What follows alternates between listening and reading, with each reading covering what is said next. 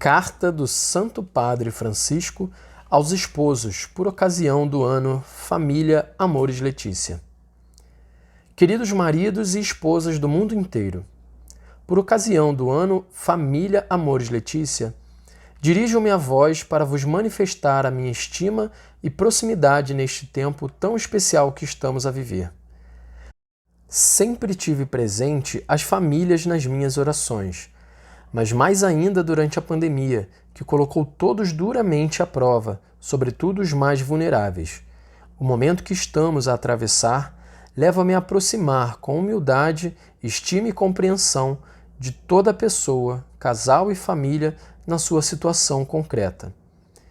Este contexto particular convida-nos a viver as palavras com que o Senhor chama a Abraão para partir da sua terra e da casa do seu pai rumo a uma terra desconhecida que ele próprio lhe indicará. Também nós vivemos enormemente a incerteza, a solidão, a perda de entes queridos e fomos impelidos a sair das nossas seguranças, dos nossos espaços de controle, da nossa forma de fazer as coisas, das nossas ambições, para nos interessarmos não apenas pelo bem da nossa família, mas também pelo da sociedade, que depende igualmente do nosso comportamento pessoal. A relação com Deus molda-nos, acompanha-nos e coloca-nos em movimento como pessoas e, em última instância, ajuda-nos a sair da nossa terra, em muitos casos com um certo receio e até medo do desconhecido, mas sabemos pela nossa fé cristã que não estamos sozinhos, porque Deus está em nós, conosco e no meio de nós, na família, na vizinhança, no local de trabalho ou de estudo, na cidade onde habitamos. À semelhança de Abraão, cada um dos esposos sai da sua terra desde o momento em que, tendo ouvido a chamada ao amor conjugal, decide dar-se ao outro sem reservas. Assim, o noivado já implica a saída da própria terra, porque exige percorrer juntos o caminho que conduz ao casamento.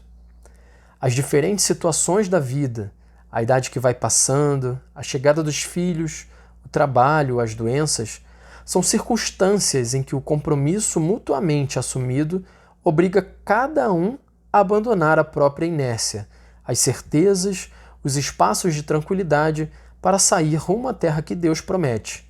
Ser dois em Cristo, dois num só, formando uma única vida, um nós na comunhão de amor com Jesus, vivo e presente em cada momento da nossa existência. Deus acompanha-vos, ama-vos incondicionalmente. Não estais sozinhos. Queridos esposos, sabei que os vossos filhos, especialmente os mais novos, vos observam com atenção e procuram em vós o testemunho de um amor forte e fidedigno. Como é importante para os jovens ver com os próprios olhos o amor de Cristo vivo e presente no amor dos esposos, que testemunham com a sua vida concreta que o amor para sempre é possível. Os filhos são um dom sempre, mudam a história de cada família. Têm sede de amor, reconhecimento, estima e confiança. A paternidade e a maternidade convidam-vos a ser progenitores para dar aos vossos filhos a alegria de se descobrirem filhos de Deus, filhos de um Pai que os amou ternamente, desde o primeiro instante e todos os dias os leva pela mão. Esta descoberta pode dar aos vossos filhos a fé e a capacidade de confiar em Deus. Claro, educar os filhos não é nada fácil, mas não esqueçamos que também eles nos educam. O primeiro ambiente educativo continua sempre a ser a família, nos pequenos gestos que são mais eloquentes do que as palavras. Educar é, antes de tudo, acompanhar os processos de crescimento, estar presente de várias formas para que os filhos possam contar com os pais em cada momento. O educador é uma pessoa que gera, em sentido espiritual e, sobretudo, que se dá, ao colocar-se em relação. Como pai e mãe, é importante relacionar-se com os filhos, partindo de uma autoridade conquistada dia após dia. Eles precisam de uma segurança que os ajude a sentir confiança em vós, na beleza da vossa vida, na certeza de nunca estarem sozinhos, aconteça o que acontecer. Por outro lado, como tenho já assinalado, cresceu a consciência da identidade e missão dos leigos na Igreja e na sociedade. Vós tendes a missão de transformar a sociedade com a vossa presença no mundo do trabalho e fazer com que as necessidades das famílias sejam tidas em conta. Também os cônjuges devem primeirear no seio da comunidade paroquial e diocesana com as suas iniciativas e criatividade, buscando a complementaridade dos carismas e das vocações como expressão da comunhão eclesial, em particular a comunhão dos cônjuges ao lado de pastores, para caminhar com outras famílias, para ajudar os mais fracos, para anunciar que até nas dificuldades Cristo se faz presente. Por isso, vos exorto, queridos esposos, a colaborar na Igreja, especialmente na pastoral familiar.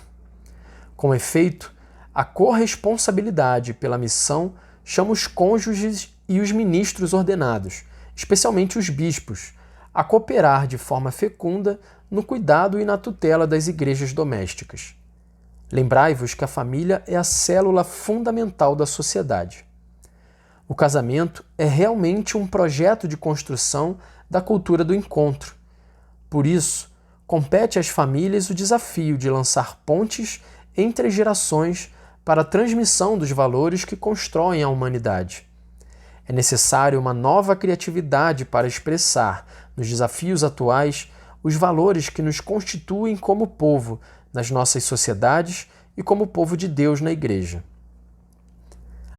A vocação ao casamento é uma chamada para guiar um barco instável, mas seguro pela realidade do sacramento, em mar às vezes agitado. Quantas vezes tendes vontade de dizer, ou melhor, de gritar como os apóstolos: Mestre, não te importa que pereçamos? Não esqueçamos que, graças ao sacramento do matrimônio, Jesus está presente neste barco. Olha por vós, permanece convosco a todo momento, no sobe e desce do barco agitado pelas águas. Noutra passagem do Evangelho, lê-se que os discípulos, encontrando-se em dificuldade, veem Jesus aproximar-se no meio da tempestade e acolhem-no no barco. Assim também vós, quando enfurecer a tempestade, deixai Jesus subir para o barco, porque então, quando subiu para o barco, para junto deles, o vento amainou. É importante que juntos mantenhais o olhar fixo em Jesus. Só assim tereis a paz, superareis os conflitos e encontrareis soluções para muitos dos vossos problemas, não porque estes tenham desaparecido, mas por sede capazes de os ver doutra perspectiva. Só abandonando-se nas mãos do Senhor é que podereis viver o que parece impossível.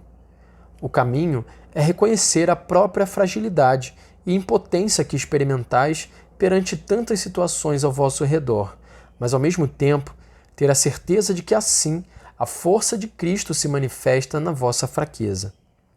Foi precisamente no meio de uma tempestade que os apóstolos chegaram a reconhecer a realeza e a divindade de Jesus e aprenderam a confiar nele.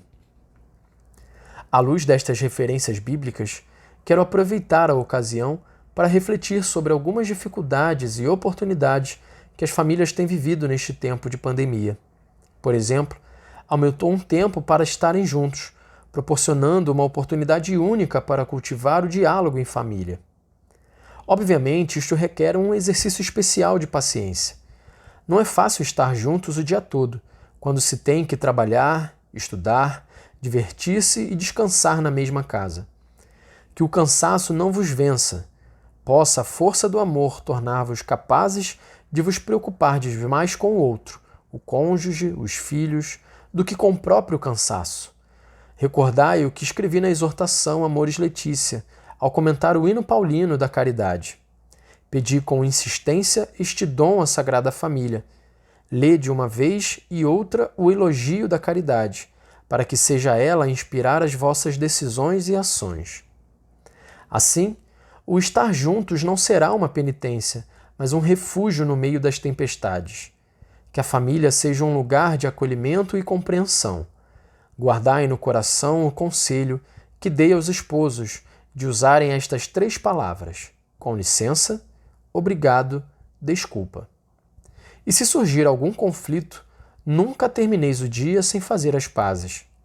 Não vos envergonheis de ajoelhar juntos diante de Jesus na Eucaristia, para encontrar momentos de paz e um olhar recíproco feito de ternura e bondade, ou de pegar na mão do outro quando está um pouco zangado para lhe arrancar a cumplicidade de um sorriso.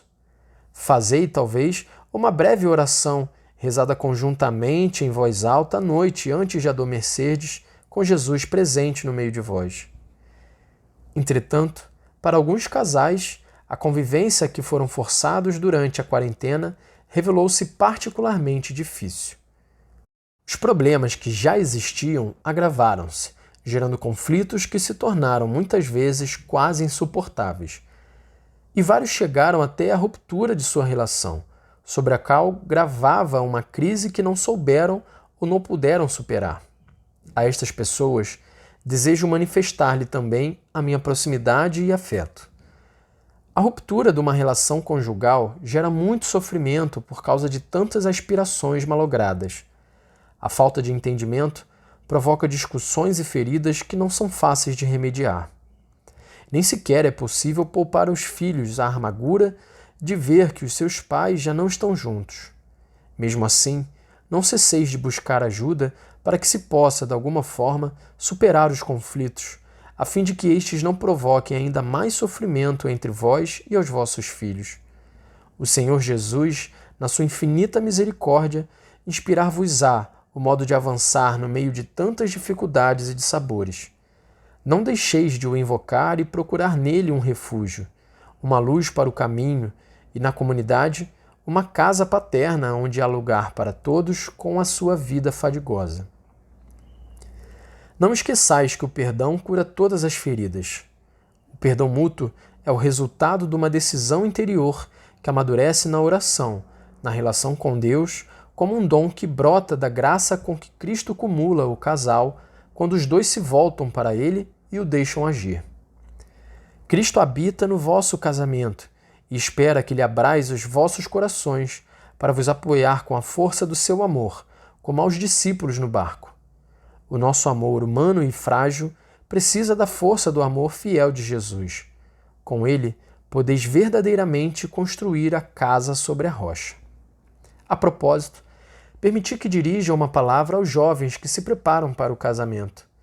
Se antes da pandemia já era complicado para os noivos projetar um futuro pela dificuldade de encontrar um emprego estável, agora aumenta ainda mais a incerteza laboral. Apesar disso, convido os noivos a não desanimarem, a terem a coragem criativa que teve São José, cuja memória quis honrar neste ano a ele dedicado. Assim também vós, quando vos virdes com poucos meios para enfrentar o caminho do casamento, mantende viva confiança na providência divina, porque às vezes são precisamente as dificuldades que fazem sair de cada um de nós recursos que nem pensávamos ter. Não hesiteis em procurar apoio nas vossas famílias e nas vossas amizades, na comunidade eclesial, na paróquia, para viverdes a futura vida conjugal e familiar, aprendendo de quantos já passaram pelo caminho que estáis a começar.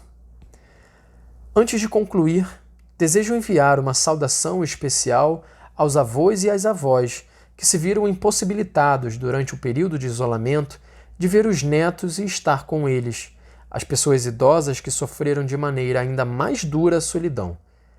A família não pode prescindir dos avós, pois são a memória viva da humanidade. Esta memória pode ajudar a construir um mundo mais humano, mais acolhedor. São José inspire a todas as famílias a coragem criativa, tão necessária nesta mudança de época que estamos a viver. Nossa Senhora acompanhe na vossa vida conjugal a gestação da cultura do encontro, tão urgente para superar as adversidades e os contrastes que obscurecem o nosso tempo. Os numerosos desafios não podem roubar a alegria a quantos sabem que estão a caminhar com o Senhor. Vivei intensamente a vossa vocação. Não deixeis ensombrar os vossos rostos com uma fisionomia triste. O vosso marido ou a vossa esposa tem necessidade do vosso sorriso. Os vossos filhos precisam de olhares dos pais que os encorajem. Os pastores e as outras famílias necessitam da vossa presença e da vossa alegria, a alegria que vem do Senhor.